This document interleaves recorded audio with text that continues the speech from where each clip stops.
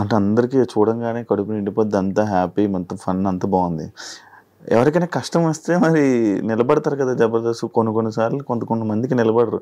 Like example నీ విషయంలో కూడా మీ నాన్నగారు టైంలో ఎవరు, నా లైఫ్లో నాకు ఎవరు నిలబడలేదు, ఆ రోజు ఎవరు రాలేదు కదా. మరి నా కోసము ఈ విషయం చెప్పాలి, నాన్న విషయం అనే కాదు, నేను జబర్దస్త్ నుంచి బయటకు వచ్చిన 2 years నాకు ఒక యాక్సిడెంట్ వల్ల నేను తల సర్జరీ, నాకు ఇది రైనోప్లాస్టీ యాక్సిడెంట్ అయింది. నాకు ఏమైంది అంటే పడిపోయాను నేను, కార్లో వస్తుంటే ఎయిర్పోర్ట్కి వెళ్ళే దారిలో బర్రెని గుద్దేసేసి పడిపోయాను అనమాట.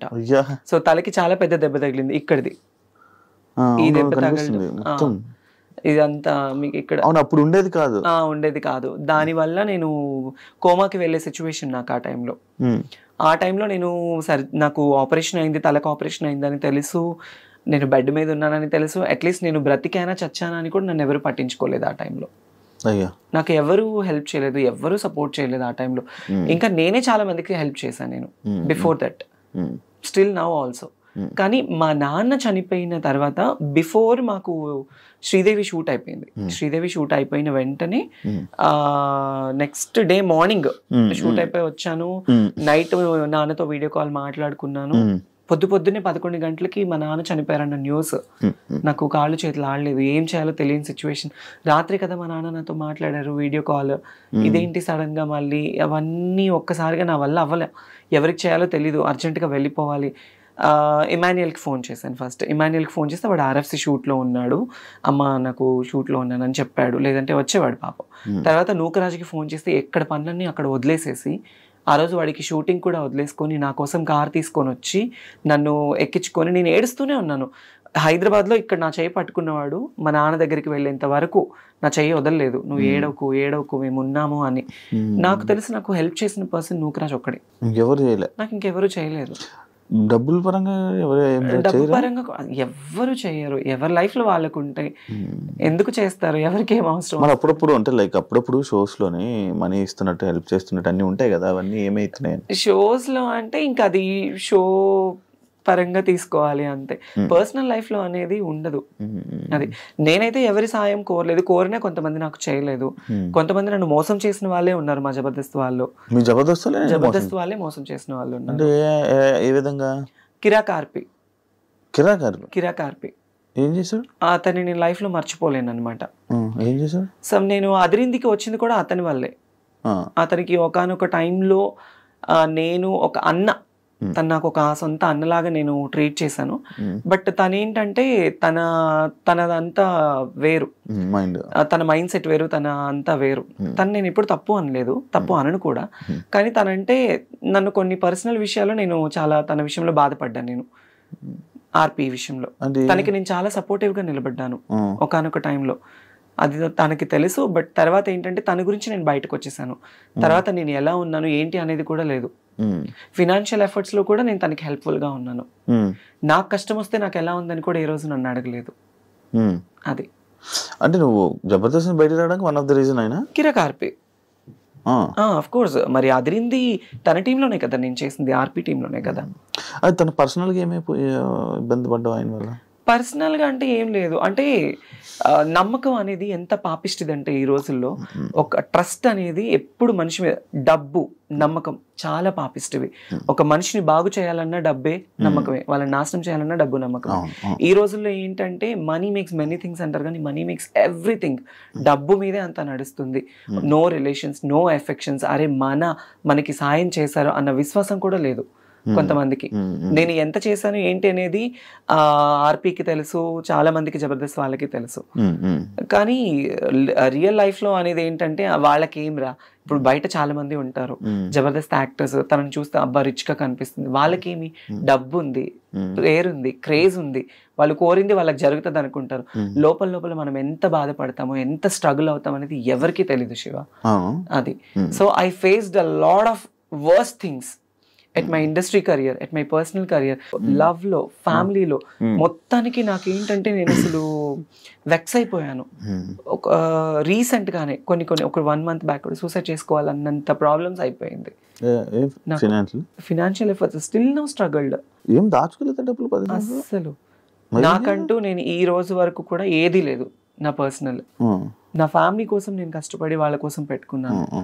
అమ్మ, నాన్న, అన్నయ్య, వదిన, 2 ఆడపిల్లలు, 1 మగపిల్లాడు, అమ్మమ్మ, నానమ్మ. ఇప్పుడు హైదరాబాద్ లో ఎవరు ఉంటున్నారు? నేను ఒకదాన్ని ఉంటాను ఇక్కడ. మీ వాళ్ళు ఉండడానికి ఫుడ్ ఎవరైనా తెచ్చుకోలేదు? ఎవరుంటారు ఇక్కడ? వాళ్ళు రానన్నారు. అట్లా అని కాదు, వాళ్ళకి మా ఇంట్లో గుంటూరులో అమ్మ వాళ్ళ ఫ్యామిలీ ఏంటంటే ఎప్పుడైనా పిల్లలకి సమ్మర్ హాలిడేస్ అప్పుడు ఒకసారి, అంటే ఇప్పటి వరకు ఒక్కసారి వచ్చేళ్ళారు హైదరాబాద్ కి. నేనే వెళ్తూ ఉంటాను, నేనే వెళ్ళి వాళ్ళకి అన్ని చూసుకొని వస్తూ ఉంటాను అనమాట. వాళ్ళకి ఇంట్లో పనులు ఉంటాయి, వాళ్ళకి హెల్త్ బాగోదు, అమ్మకి సక్రమంగా హెల్త్ బాగోదు. నానమ్మ, అమ్మమ్మ ఇద్దరు ఓల్డ్ అయిపోయారు. రీసెంట్లీ నాన్న ఎక్స్పైర్డ్ తో అమ్మ ఇంకా డల్ అయిపోయింది. సో అమ్మని ఎందుకు అక్కడ ఉంచానంటే పిల్లలతో ఉంటే కాస్త ఆవిడ మైండ్ డైవర్ట్ అయిపోతుంది, కాస్త హెల్తీగా ఉంటుంది అని చెప్పేసి అక్కడే. ఎప్పుడైనా నేను పిలిచి, నేనే ఎక్కువ వెళ్తూ ఉంటాను కదా, నేను రండి అంటే వస్తారు, వచ్చి ఉండి వెళ్తారు. పెళ్లి ఎప్పుడు చేసుకుంటున్నా? పిల్లోని చూడేవాళ్ళన్నా, నేను రెడీ చేసుకుంటాను. మా ఇంటికి సంబంధాలు కూడా వచ్చాయి. కాదు, ఇలాంటివన్నీ జరుగుతున్నాయి కదా మళ్ళీ, అలా నా లైఫ్ భయం లేదా? నా లైఫ్ లో నేను మళ్ళీ తెలిసి నేను తప్పు చేయలేను, తెలిసి నేను తప్పు చేయలేను. అది నేను స్కూల్కి వెళ్ళే టైంలో ఒక ముస్లిమ్స్ అబ్బాయిని లవ్ చేశాను, పేరు చెప్పను, లవ్ చేశాను. తను కూడా నన్ను డైలీ సైకిల్ మీద వచ్చి నాకు చాక్లెట్ ఇచ్చి ఇంటి దగ్గర వదిలిపెట్టి వెళ్ళేవాడు. అలా అలా అలా అలా బాగా డీప్ అయిపోయింది. అప్పట్లో చాక్లెట్లు ఇస్తే పడిపోయేవాళ్ళ మీరంతా? అంటే నేనైతే పడిపోయా, డైలీ వచ్చి తిరుగుతూ. అప్పుడు ఇంకా ఇప్పుడున్నది ఏం కాదు, అప్పుడు ఇలా పట్టుకుంటే పింక్ అయిపోయేదాన్ని, అంత తెల్లగా ఉండేదాన్ని చిన్నప్పుడు, ఇంకా బాగుండేదాన్ని. అప్పుడు తన వల్ల ఏంటంటే తను వయసు పెరిగింది, 5 ఏళ్ళు బాగా డీప్ లవ్ లో ఉన్నాము. అంటే అప్పుడు ప్రేమ, పెళ్లిళ్ళు ఏమి తెలిసేది కాదు. తను నా మీద కేరింగ్ చూపించాడు, నేను తన మీద అఫెక్షన్ చూపించాను అంతే. అట్లా అట్లా అట్లా దగ్గర అయిపోయి నేను చెప్పాను తనకి, ఇది కాదు, నువ్వు మంచిగా సంపాదించి నువ్వు ఒక పొజిషన్ లో ఉండి నువ్వు 2 కార్లు కొని ఇల్లు కడితే నేను అప్పుడు నేను పెళ్లి చేసుకుందాం మన ఇద్దరం అని చెప్పేది. చిన్నప్పుడు మాటలు ఉండేవి కదా అట్లా. ఆ అబ్బాయి సీరియస్ గా తీసుకొని, నిజంగా ఆ అబ్బాయి చాలా కష్టపడ్డాడు, కష్టపడి ఇల్లు కట్టుకున్నాడు, కార్లు సంపాదించుకున్నాడు, సగం నన్ను మోసం చేశాడు బాగా, చాలా డీప్ గా. నాకు తెలిసేది తెలియలేదు. తర్వాత మళ్ళీ నాకు దగ్గర అయిపోయి, మళ్ళీ నా లైఫ్లో ఫస్ట్ తను సంపాదించాలి, నువ్వు చెయ్యాలి అన్నానా, ఆ టైంలో నేనే సాయం చేసా తనకి, డబ్బు పరంగా కావచ్చు, అన్ని ఈవెంట్లకు వెళ్ళి. ఇప్పుడు డబ్బు లేకుండా ఉండిపోవడానికి రీజన్ అందరికి సహాయాలు చేసి అందరికి ఇచ్చేసి నాకు లేకుండా నేను అయిపోయింది. ఇప్పటికైనా మారచ్చు కదా, మళ్ళీ నాకు ఒక అబ్బాయిని చూడు, పెళ్లి చేసుకుంటే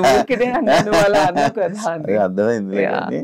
ఉంటది కదా ఫీలింగ్స్ ఉండకుండా, we are humans, it's basic needs ఉంటుంది, ఉండకుండా అప్పుడప్పుడు నాకు కూడా చాలా ఫీల్ ఉంటుంది, అరే నిజంగా నన్ను ప్రేమించే అబ్బాయి, నన్ను చూసుకునే అబ్బాయి, అట్లీస్ట్ కొంచెమన్నా రియల్ అఫెక్షన్, రియల్ ప్రేమ చూపించే వాళ్ళు దొరక్కపోతారా, మాట్లాడకుండా ఉండలేము, ఉంటుంది కదా. Some time when I feel low, everyday I felt alone, everyday. ఎందుకు ఈ ప్రేమ నాకు ఇప్పుడు జరుగుతున్న సిచ్యువేషన్స్ చూస్తే పూర్తిగా చచ్చిపోతుంది నా మనసు, వద్దు అని. ఎస్, ఎందుకు అనిపించేస్తుంది.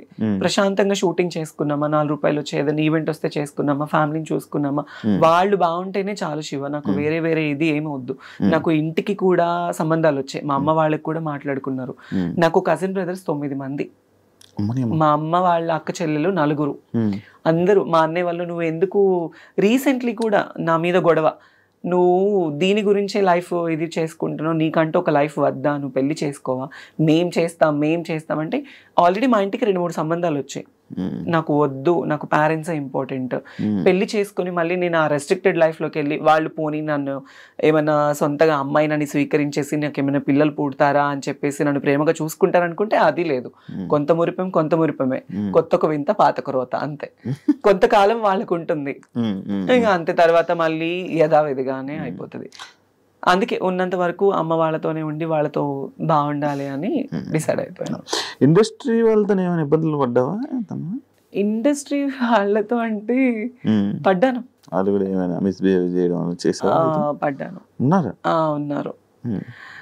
అంటే నేను నా స్టార్డమ్ ఉన్న టైంలో నన్ను ఒక ఇద్దరు పర్సన్స్ అయితే అసలు ఇండస్ట్రీనే వదిలేసాయి, మేము చూసుకుంటాము, మేము ఎప్పుడు పిలిస్తే అప్పుడు రావాలి, ఎప్పుడు ఏం చేస్తే. నేను కొన్ని తప్పులు చేశాను, ఎందుకంటే నేను ఒప్పుకుంటాను. ఎలాంటి తప్పులు అంటే, మా నాన్న ఆ టైంలో బాగాలేని టైంలో, అతని హెల్త్ కండిషన్ బాగాలేని టైంలో చేతిలో రూపాయి లేదు. వేరే ఇండస్ట్రీ పర్సన్స్ నాకు నేను హెల్ప్ చేస్తాను అది ఇది అనడం వల్ల నేను తల వంచుకోవాల్సి వచ్చింది. కానీ అదే నాకు చాలా ప్రాబ్లం కూడా అయింది ఆ టైంలో. నువ్వు నాతోనే ఉండాలి, నన్ను కొట్టడము, నన్ను తిట్టడము, పర్సనల్లీ ఫోన్లో హెరాస్మెంట్ చేయడము చాలా జరిగాయి. కానీ అది బయట చెప్పుకుంటే మా అమ్మ వాళ్ళు బాధపడతారు. ఈవెన్ నా ట్రాన్స్ఫర్మేషన్ టైంలో కూడా మా అమ్మ వాళ్ళకి ఏది తెలీదు, వాళ్ళు ఎక్కడ బాధపడతారు చెప్తే. మా అమ్మ చచ్చిపోయేది నా ట్రాన్స్ఫర్మేషన్ గురించి తెలిసి. ఎందుకు వాళ్ళ పేరెంట్స్ని ఇబ్బంది పెట్టకూడదు. షూటింగ్లో ఉన్నానమ్మా, నేను పలానా షూట్లో ఉన్నాను, పలానా ఊర్లో ఉన్నాను, ఇప్పుడు మాట్లాడలేను అని కవర్ చేసుకునేదాన్ని వాళ్ళకి చెప్పకుండా.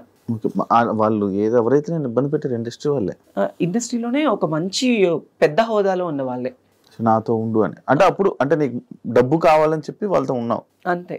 దానివల్ల ఇలా చాలా ప్రాబ్లమ్స్. బెదిరించారా? బెదిరించారు, కొట్టారు, నన్ను చేసుకున్నారు. ఇండస్ట్రీలోనే లేకుండా ఆ సగం ఆ భయంతోనే ఒక 2 ఏళ్ళు నేను చాలా దూరంగా ఉన్నాను.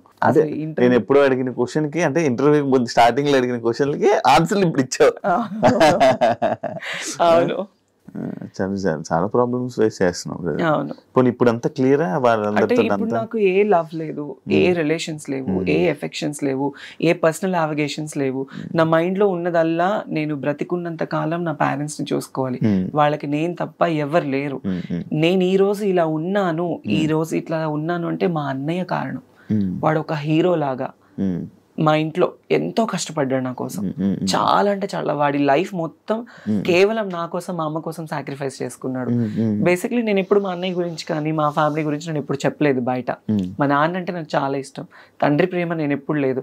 వాడే నాకు తండ్రి అయ్యి నాకు ఎంతో ప్రేమనిచ్చి, నాకు తినబెట్టి, నాకు లేకపోయినా మా తమ్ముడికి ఉండాలని చెప్పి కొత్త బట్టలు, నాకు స్కూల్కి వెళ్ళి ఫీజు, వాడికి చేతులు ఇవన్నీ బొక్కలు పడేవి తెలుసా. స్కూల్కి వెళ్ళి సిమెంట్ పని చేసి చేతికి కాళ్ళకి, నాకు పొద్దున్నే మంచి టిఫిన్, నాకు వాడు టిఫిన్ పెట్టి వాడు తినకుండా వెళ్ళిపోయేవాడు. అది నాకు తెలిసేది కాదు ఆ వయసులో. ఈరోజు మా అన్నయ్య అనేవాడు లేకపోతే నేను అనేది లేదు. మీ అన్నయ్యకి ఇప్పుడు కోపం ఉందా? నువ్వు మారేవు ఇలా అని? కోపం అంటే ఉంటది, కానీ బయటపడ్డు, ఎప్పుడు బయటపడ్డు. మంచిగా ఉంటున్నాడా? ఉంటాడు, మంచిగానే ఉంటాడు. ఇంటికి వెళ్ళినప్పుడు అంటే ఎక్కువ నేనే మాట్లాడి ధైర్యం చేయను. ఎప్పుడు నేను ఫ్యామిలీ ఫంక్షన్స్ కి వెళ్ళాలన్నా నాకు ఒక బాధ ఉంటుంది. అందరూ చూసేవాళ్ళు ఇప్పుడు నాకు ఈ జబర్దస్త్ పేరుందని అనుకుంటారు, ఈ పేరుంది, ఆ పలానా అమ్మాయి, ఆ అమ్మాయి టీవీలో చూస్తాము, ఆ వేలో వెళ్ళిపోతుంది. ఒకవేళ నాకు ఇదే లేకపోతే తను అదిరా, తను ఇదిరా, తను మారిపోయింది. మా ఇంట్లో నేను ట్రాన్స్ఫర్మ్ అయిన తర్వాత మా అమ్మని చాలా సూటిపోటి మాటలతో బాధ పెట్టిన వాళ్ళు ఉన్నారు. చాలా. మా అమ్మ వాళ్ళు బాధపడకూడదు నా వల్ల. నేనున్న ప్రొఫెషన్ లో మా అమ్మ వాళ్ళు గర్వంగా ఉండాలి అనుకున్నాను. అట్లీస్ట్ సరైన చీర కట్టుకోవడానికి లేకపోతే మా అమ్మకి సొంత వాళ్ళే ఇవ్వలేని పరిస్థితుల్లో నేను అవన్నీ నా మైండ్ లో ఉండేవి. ఎలా ఏంటి మా ఫ్యామిలీని ఎలా చూసుకోవాలని నేను కష్టపడ్డాను. నా లైఫ్ లో నేను కష్టం తప్ప నేను సుఖాన్ని చూడలేదు. కష్టపడి ఈ రోజులో మా అమ్మ వాళ్ళకి ఇక్కడ నిలబెట్టాను వాళ్ళని, వాళ్ళు ఇలా ఉండాలి అని. కాదు ఇప్పుడు అంటే ఒకవేళ గానీ జబర్దస్త్ కానీ ఫేమ్ కానీ ఇవి లేకపోతే నువ్వు ఓపెన్ అయ్యేదానివి కాదు, చెప్పేదానివి కాదు, అస్సలు అయ్యేదా. అది మనసులో దాచుకుంది. ఫేమ్ ఉండడం వల్ల ఓపెన్ అయ్యే ధైర్యం వచ్చింది, అంతే కదా. అంతే. మరి ఎన్ని సంవత్సరాలు చేస్తావా చెప్పుకోవడం అంటే నేను ఆల్రెడీ సుమాగరి షోలో ఓపెన్ అయిపోయాను. క్యాష్ ఎపిసోడ్ లో మా అమ్మని తీసుకొని వెళ్ళినప్పుడు నేను ఓపెన్ అయిపోయాను, అప్పుడే చెప్పేశాను. తర్వాత నాకు పెద్ద షోస్ లో ఛాన్స్ వచ్చింది, నేను అవుదాం అనుకున్నా. కానీ పర్సనల్ లైఫ్ ని బయట వేయడం నాకు ఇష్టం లేదు. నాకు సెక్యూర్డ్ గా ఉండాలి, ఫ్యామిలీని చూసుకోవాలి, వాళ్ళతో ఉండాలి. ఇంతే, నేను వేరే వాటిల్లో వెళ్ళలేను. వెళ్ళినా యాక్సెప్టెన్స్ ఉండదు, ఎక్కడికి వెళ్ళినా చీటింగ్. నన్ను లిటరల్లీ నా ఫ్రెండ్స్ బాగా చీట్ చేశారు, నమ్మిన వాళ్ళు చీట్ చేశారు, ఫ్యామిలీ చీట్ చేశారు, ఇండస్ట్రీ వాళ్ళు చీట్ చేశారు. ఏ రోజు ఒక్కళ్ళు కూడా మేమున్నాము అన్న వాళ్ళు లేరు నాకు. దాన్ని నేను అసలు బాగా తీసేసుకొని ఈ మధ్య అసలు ఉండలేకపోతున్నాను. చాలా అంటే చాలా ప్రాబ్లం అయిపోతుంది, అస్సలు కంట్రోల్నెస్ ఉండట్లేదు. కొన్ని వాటికి అడిక్ట్ అయిపోతున్నా నేను బాగా. అవ్వట్లేదు నాకు, నేను ఇంటికి వెళ్ళాలన్నా వెళ్ళలేకపోతున్నాను, ఫ్యామిలీతో కొంచెం మనశ్శాంతిగా మాట్లాడాలన్నా మాట్లాడలేకపోతున్నాను. నా ప్రాబ్లం ఇది అని చెప్పడానికి కూడా లేదు. నన్ను చూసుకునే పర్సన్స్ లేరు. Everybody wants my money and my body and my fame, అంతే. They don't need any affections. అరే వాళ్ళకి ఒక మనసు ఉంటుంది అనేది కూడా ఎవరు లేరు. ఇప్పుడు చాలా మంది అనుకోవచ్చు, నీకేమి బయట షోస్ చేస్తున్నావు, తిరుగుతున్నావు, నీకు చాలా మంది ఫాలోయింగ్. అఫ్ కోర్స్ నాకు ఫాలోయింగ్ ఉంది, నాకు ప్రపోజ్ చేసిన వాళ్ళు ఉన్నారు, నాకు వెంట తిరిగిన వాళ్ళు ఉన్నారు. వాళ్ళు ఏ రోజు వచ్చి మనకు ఒక ముద్ద అన్నం పెట్టరే, మన ఫ్యామిలీని చూసుకోరే. సో వద్దు, ఇక ఇప్పటి వరకు పడింది చాలు. ఇప్పటి నుంచి అన్నా కొద్ది గొప్ప ఫ్యామిలీని చూసుకోవాలి. ఈ లవ్కి కానీ నేనైతే ఒక మాట అందరికీ చెప్పాలనుకుంటున్నాను, లవ్ అనేది చాలా ట్రాష్ ఈ రోజుల్లో. తెలిసి వాళ్ళ దగ్గరికి వెళ్ళి వాళ్ళ ప్రేమని మనం తీసుకొని డబ్బు పరంగా మోసపోయి మన ప్రాణాలు పోగొట్టుకొని అంత అవసరం లేదు. మంచోళ్ళు చెడ్డోళ్ళు మన కన్నా తల్లిదండ్రులే బెటర్. ఎందుకంటే కడుపులో నుంచి వచ్చిన బిడ్డని పోగొట్టుకోలేరు కదా ఎవరు.